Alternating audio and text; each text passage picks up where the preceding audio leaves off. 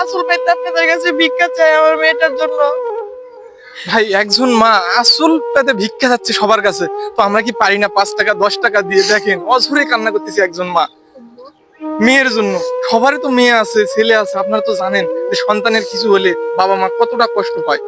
তো এইরকম একটা বাচ্চা, তারপরে ওনাকে মানে ওই বাচ্চাটাকে সুস্থ করার জন্য কত না চেষ্টা করতেছে। তিনি গার্মেন্টসে কাজ করতো, কিন্তু বাচ্চাটা অসুস্থ হওয়ার কারণে সে হাঁটতে পারে না, তাকে রেখে আর কাজও করতে পারে না।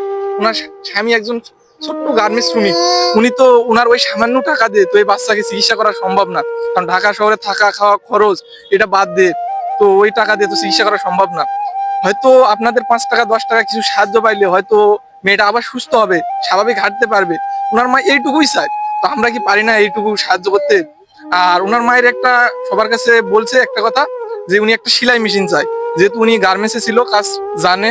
এখন তো গার্মেন্টসে যাইতে পারে না, বাসায় যদি একটা সেলাই মেশিনের ব্যবস্থা হতো তো উনি পারতো যে সেলাই মেশিন দিয়ে কিছু অর্থ ইনকাম করে তার পরিবারের পাশে দাঁড়ানো। তো সবার কাছে অনুরোধ থাকবে, যদি পারেন একটা সেলাই মেশিনের ব্যবস্থা করে দিবেন।